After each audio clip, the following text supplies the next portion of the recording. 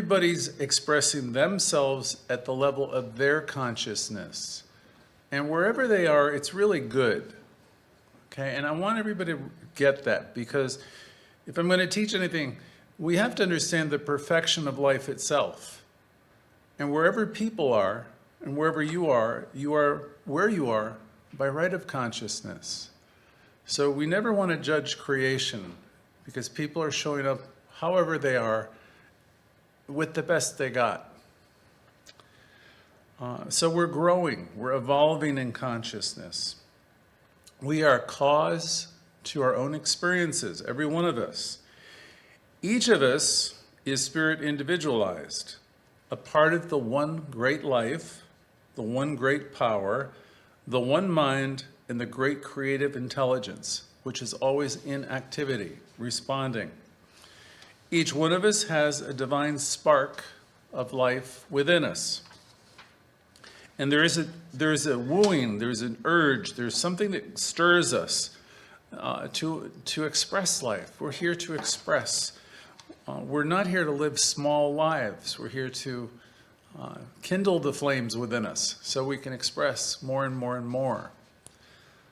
You're not here to play small. I just want to remind you of that. That's not really part of today's talk, but it's part of what we always teach. We are one with the great creative action of the universe, and we possess a very personal relationship with the infinite creative intelligence. I mean, my God, it responds to you. Every thought you think. It doesn't miss a single one. From the days of Barker, he used millionaires. Now I'm using billionaires.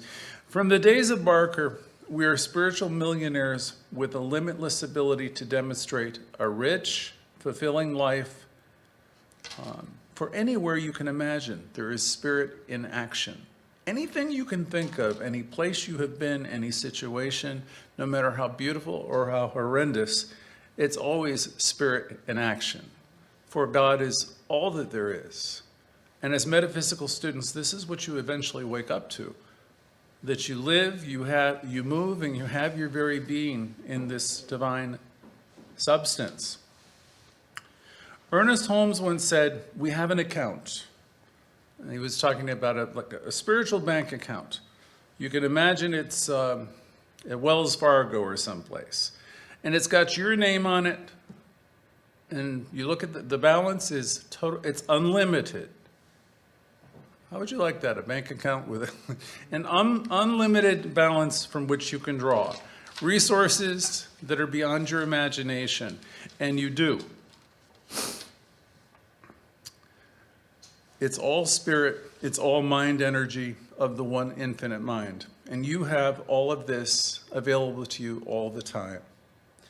It is our divine birthright to accept joy, peace, love, and great prosperity.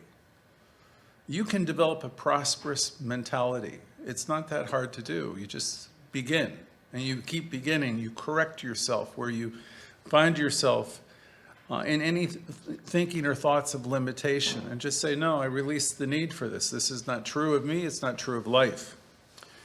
Each one of us is heir to all that is, and all the world has to offer. See, if you find in your life, things are being denied to you, that's not because the universe is saying no to you. At this point, you might want to look at some of your own thinking, because it is your very thoughts and thinking that are producing your life. We know that there is but one power and substance in the universe, this divine spiritual energy or activity. It is the energy of the universe appearing as one.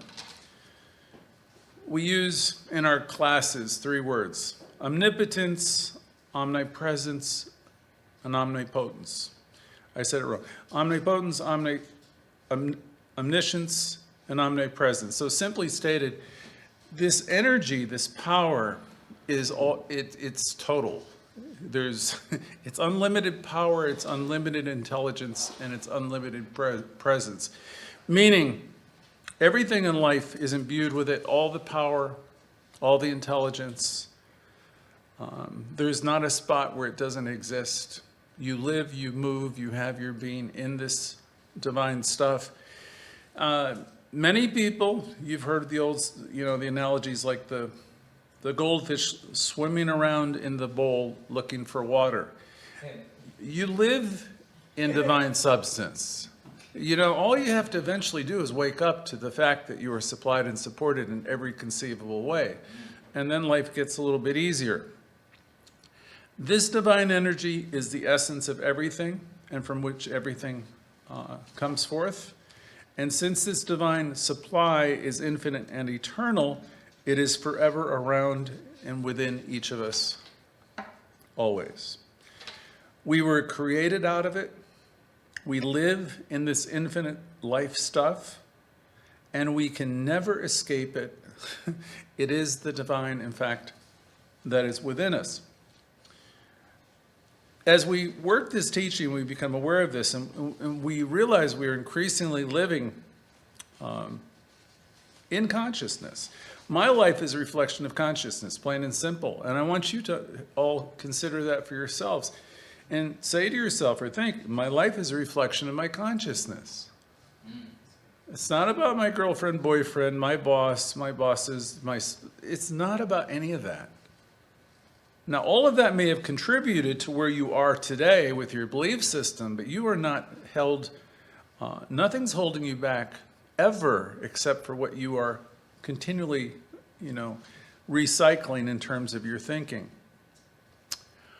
Raymond Charles Barker, at this very center, did have financial challenges at times. And as I said before, he was always quoted as saying, "I have a rich father." And we know he wasn't talking about a God above. He was talking about consciousness. He knew that he had a rich mentality. And he believed that this center had a rich mentality. And that whatever is in our life, we are bigger than the challenge. You might have a big bill and you think, oh my God, this is the end. Somehow, some way, you're going to get through this. You might be going through a challenging time now with health. I've had a couple people recently tell me of some health challenges. The world's opinion of those health challenges would be like, oh my God, this is really the end. But we have power, and power is available to us that we oftentimes don't use. So we can marshal a lot of healing power by virtue of our consciousness. As we engage in our classes more and more, and we learn to practice each week, we are reminded of the availability of this infinite supply. This is the spiritual truth that we teach.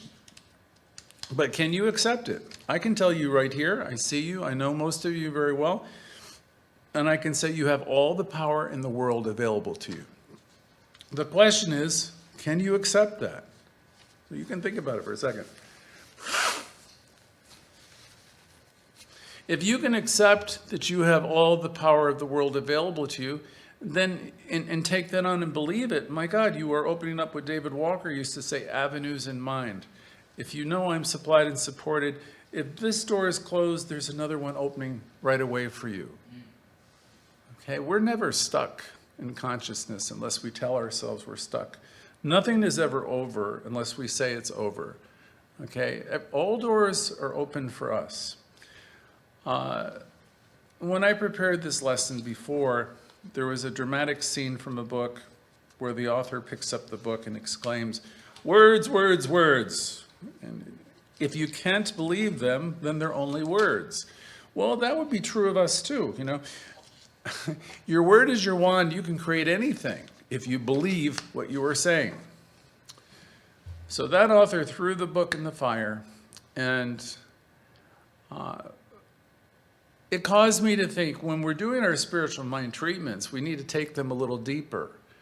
I've watched people do spiritual mind treatments for 30 years, and I have a sense when somebody's really taking on the spiritual process with heart and with feeling. For a treatment to be a treatment, somebody has to believe in what it is they're actually saying. There needs to be really a shift in consciousness. It isn't just a bunch of words. There's power available to all of us. And we have such an amazing prayer process. Reverend Jane Claypool, who was a contemporary of mine, said spiritual mind treatment is the crown jewel of religious science. As you learn how to do the steps of the treatment and bring yourself to a place of realization and understanding that you are one with this power and that you can move through anything, and have, supply and support. You can cut through anything. You can heal. You can bring forth healing conditions into your world where you truly know, as Louise Hay would have said, all is well. We have a tendency to go into what's missing or what's wrong or what disease there is. And we have a tendency to talk about, really, I won't say the wrong things because in my mind, there's nothing right or wrong. You are where you are. But the thing is, it's not very intelligent to keep talking about the problem. One of my old talks from Bill Tolliver, which was Don't Die Dumb. You've been given this information. You know that you have power available to you. So how about using that power? How about doing that work, that mental work? How about some self-correction when you find yourself going to, I'll say, the dark side? How about, when you're engaged in some version of ain't it awful or poor me, you correct yourself immediately and say, oh, there I go again. You can even make a game of it. But the thing is, you want to engage the process, so you are changing it. If you change your consciousness, you will change your life. So if you want to learn how to do treatment and do it really well, the first thing to remember is there needs to be a shift in consciousness in a treatment. It's not just words. If it's just words, and pretty speech, they're nice, but they're not going to take you very far.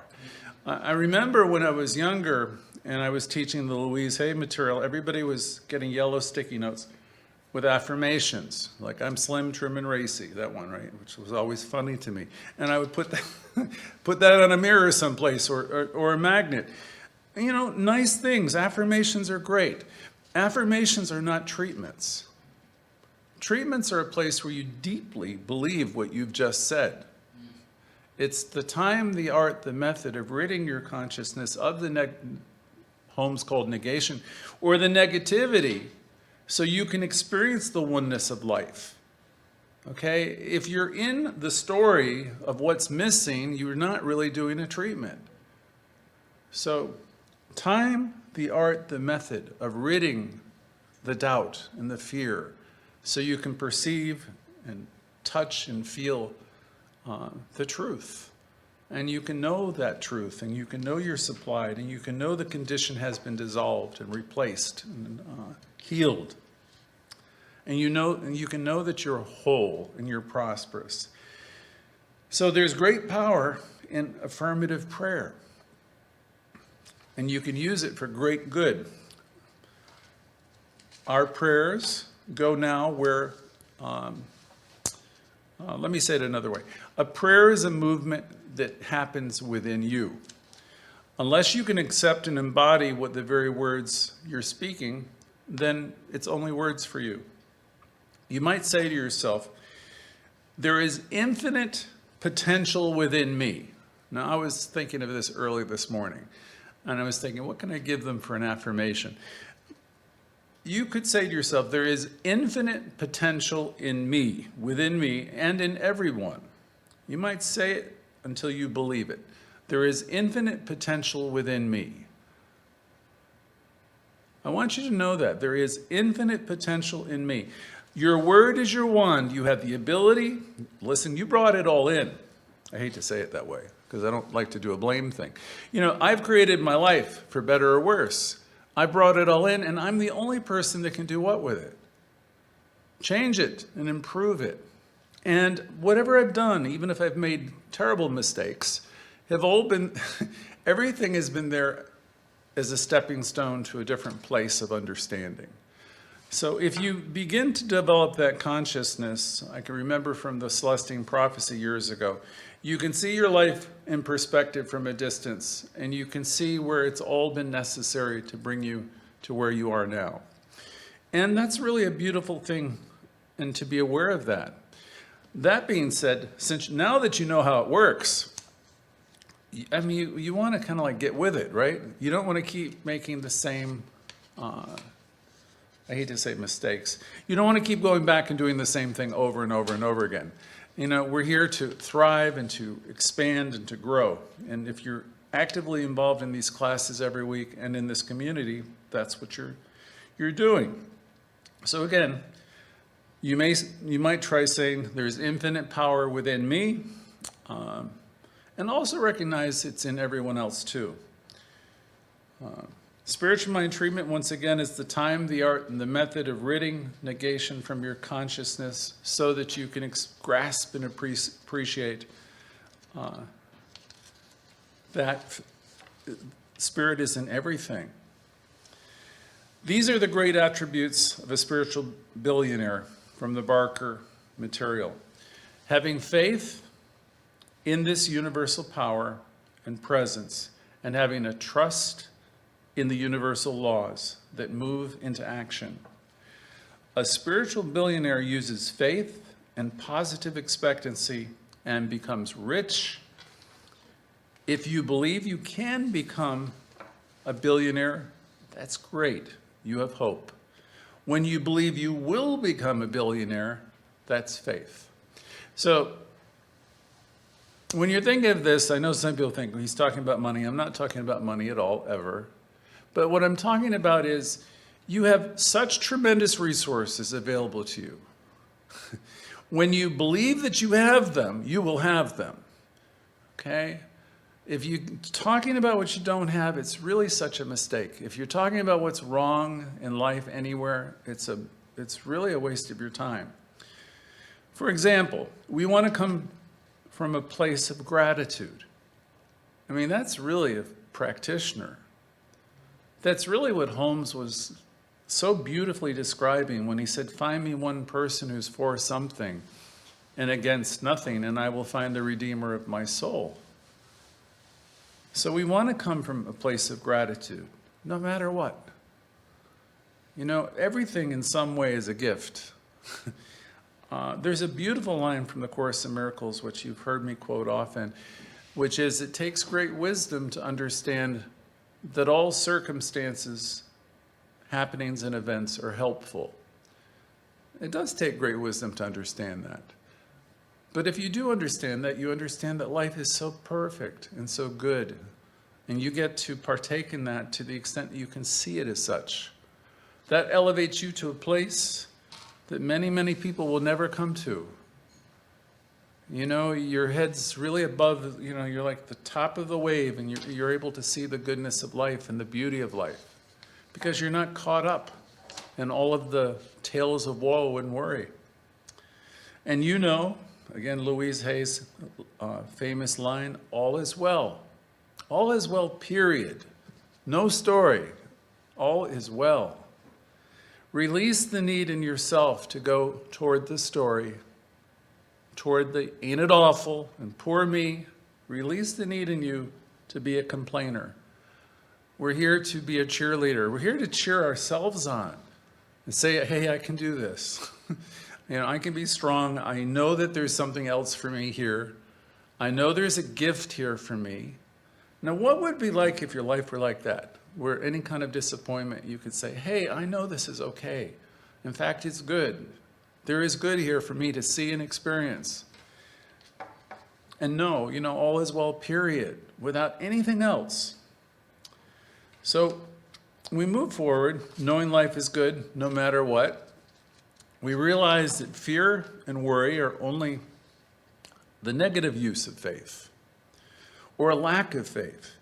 We want to remind ourselves that there's not a spot where God is not. So, I mean, there's a presence, always. There's always a presence. It's nothing else. It's always God in action. Whatever is happening in life has its purpose. And it's there as teacher. It's there to teach us something. Everything that we experience in life is in some way intertwined with our consciousness, by the way. This ties into another beautiful line. In truth, there's nothing outside of you. So everything is there, and you're a part of it. You know, you can't get away with saying this has nothing to do with me. You know, everything that's in your life is in your consciousness. And our work is to see the good in all aspects of life. Practitioners and truth students develop incredible faith in life itself, and that all is well. We know that life responds to us. We adjust the altitude of our thinking, right? We know that life responds to us. We adjust the altitude of our thinking. We totally release the need to go towards doom and gloom and distress and dis-ease. We don't talk about disease and our illnesses. We talk about health and wholeness. We release the need for worry and all of its similar ideas of all the things that will bring us down. Because we know that life will support us to the extent we can lift our consciousness. Faith is the right thought that produces the right action to demonstrate in our lives. Spirit is on our side and desires our highest and greatest demonstration of prosperity, peace, love, and joy. The divine flow is operating in our lives always, always, always. Creative intelligence, spirit is it's wooing you. You know, when you're just going through your days and things aren't working, there's always something inside of you that's trying to urge you on to step it up or step out of the story. You know, so there can be a quickening in you if you practice this teaching and you do this work. When you learn to become the guardian at the gate of your own consciousness, truly you don't have time for the stuff that you have time for. And by that I mean, I'll go back to the tale of the story of Jesus with his mother and the time where in his adolescence where she was asking him to do different things, and he said to his mother, if any of this could be reported as true, but that still the story is good, I need to be about my Father's business. And really what that lesson is about is you could deal with the world and the chitter-chatter that's going on all around you, or you can commune with greater ideas. Okay, we're a spiritual community here. We have important work to do. And you are a spiritual being, and you have important work to do. So what do you want to give your time and attention to? Do you want to give it to stuff that isn't going to bring you anywhere? You know, that's just like going around in a circle? Or would you like to step out of that wheel, think of the hamster wheel? You know, where does the hamster go round and round and round? Where do you think he's going? Round and round. You know, you can step out of that wheel and think great thoughts, and you'll be in a whole different world. You have the ability to create life in a whole different way. Okay, you have that kind of power. Believing we can become spiritual billionaires will initiate creative action and excitement in the one mind to support us as we move forward in a variety of directions. Faith is an active law. It moves us into action. When you have that kind of faith that we're talking about here, you're going to start moving. You know, we say you treat, you move your feet. Well, when you have that kind of knowing, the next thing obviously is you're going to do something. I don't know, it might be pick up a phone, it might be take a walk, it could be anything. But it'll start with that kind of faith. Faith, hope, and love open up the creative avenues of spirit. And rivers of love and creative intelligence move into our lives. Our elevated thinking embraces the whole of our being, our sense of overall wellness, and our optimism, our sense of belonging and being one with something greater. James Allen said, "We are made or unmade by ourselves." I always like that line because it's true. We are made or we are unmade by ourselves. In the armory of thought, we forge the weapons by which we destroy ourselves or we elevate ourselves. We live in the midst of a creative intelligence that receives all of our thoughts and acts upon them and brings them forth in our world of experience. As spiritual billionaires, as wealthy people, we must practice seeing the God, the good. We must assume the virtues if we don't have them. That was the Benjamin Franklin's line. Assume the virtue if you have it not. Become more loving, become more giving.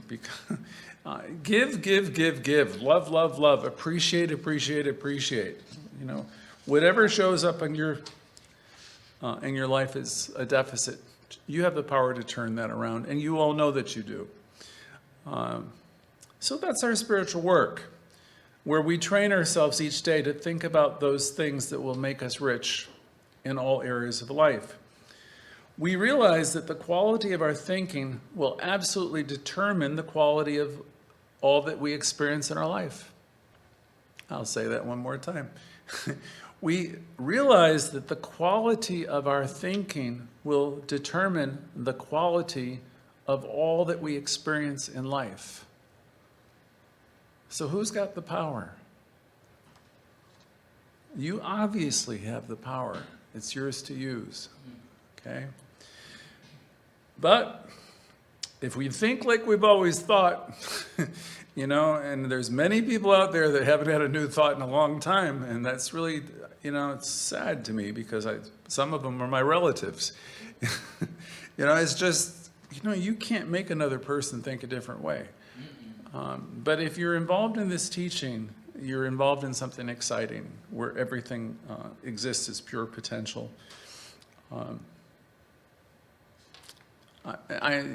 I want to say, without sounding scary, you know, this isn't a dress rehearsal. It's later than what we think. So it's time to get it, right, and do the thing.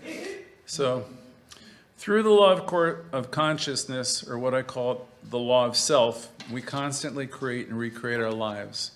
And it doesn't matter if we're 8 or we're 80. You know, this is a new moment and a new day, and it's ours to use and to redirect our thinking. Our thinking makes changes to initiate a change in consciousness that will then change our lives. Rich thoughts, elevated thoughts, expansive thoughts will make you wealthy, will make you prosperous, will make you feel wonderful. Thinking that will make us rich can only take place when we have faith and trust to move beyond where we have been before. The universe always gives you green lights to create new and more expansive experience. It's important to get clear about your thinking. The number one reason most people don't have anything that they want is because they don't even have a clue what they want.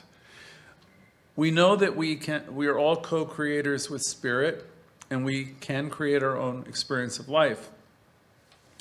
How can you create this great life if you don't even know what you've come here to be or what you want? That's one of the things that's really wonderful in our growth process. On Tuesday, we explore through the Q process that great question: who have I come here to be? And you might journal about that, because it might put you in touch with some things that you've put off, or you used to remember you liked art, or you used to remember you liked doing something, you know, and you just, you know, life is funny, you know, it takes us in different directions, and we allow it to take us to places, but the Q process asks us, who have we come here to be? We know we're spiritual beings, we're here to express life abundantly, but maybe you want to challenge yourself to ask yourself some of those questions. And it will help you become more clear about what you want and what you want to experience. In our teaching and in our classes, we're becoming very clear as to what we want, and we're making a full commitment towards attaining it. Each week, you know, I get clearer and clearer, and I think some of you do as well. So back to Barker's question. Do you want to be a spiritual millionaire or billionaire? Do you want to be rich in life in every single way? We are in our car now, ready to go on a great journey. It's the journey of life, and we don't know which road to take. To be a rich, prosperous person, to be successful in different areas of life, we must do the inner work so that we begin to know what we want. And I promise you, the universe will take you towards your desires. But you first have to get clear about what it is that you want. Who have I come here to be? But then, of course, the flip side of the Q process is you look at the parts of yourself and the belief system that's holding you back. So you get clear about who you've come here to be, and then you start to take a look. Okay, well, what's stopping me in thought or mind or belief from me moving to that place? Okay, so you can release it, right? Rich thinking means that we take control of our thoughts, and as we do, we create our own lives through our desires. We choose through our own thinking the direction that the law will take. What we focus on will expand. What you think upon will grow. Remind yourself, I am the creator of my life, and I absolutely choose to be happy, rich, loving, and joyful. If we're not fully committed to this, if we're not committed to transforming and developing a rich consciousness, we're apt to keep creating what we've created up until now. Anything in life that's worth having is worth going after. In consciousness, right? Remember, once we've made our commitment, the universe will support us, because the universe is always affirming what you truly believe in your heart. Creative intelligence will assist you, guide you, support you, woo you, but first, we make our commitment. Rich people think big, by the way. I mean, if you're in this teaching, I would hope you really understand how powerful you are and the resources that you have at your disposal. You can't quantify them. You really, please don't let doctors define you, or attorneys, or your sisters or brothers or aunties, or so, I mean, you're the thing, that creates your life. Our divine purpose is to allow spirit within us to express, to love, and create by means of us. We are thinking that the problem is larger than we are. I've been thinking of that sometimes myself, and no. When we limit our thinking of self, we are not enriching our lives. In fact, we are stealing our happiness and peace of mind. Dr. Barker, in his book, God is Money in Action, says, if I devote my entire thinking, which is the creative power in my world, to worry about money or disease or anything, if I devote my entire thinking to lack and limitation, then the effect must be like the cause. So for the love of God, stop doing that.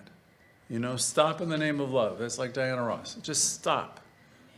Stop. Wherever you go in that direction, stop. That's from Barker to me, to you. So we're going to change our thinking. And as we do this, we'll have much less to worry about, and we'll have a lot more prosperity of every kind. This, Barker thought, is completely logical as well as completely true. Therefore, it's necessary to take my attention from money as a necessity of life and think of it as a God-given idea, for life as a necessary part of the normal circulatory system of the present age. And if you're having money issues or job issues or things like that, as some people are right now, you might say to yourself, isn't money wonderful? I'm going to release it with joy. I refuse to worry, for there is plenty to use and plenty to share. If you want to become financially more abundant, start giving some money away. See, the thing about giving is you give, it makes you feel rich. As you give, it's evidence of you having supply. If you're hanging on to everything and you're not, you're damming the flow for yourself. So it's our thinking ultimately that will make us rich. Rich people are good receivers, and they're great givers. We have been told that it's better to give than receive. For every giver, there must be a receiver, and for every receiver, there must be a giver. Spiritual ideas will make us spiritual millionaires. Inspired thinking is the creative energy of the universe from the one infinite mind. It is the inspired thinking that will transform us and our center and make us rich in every way.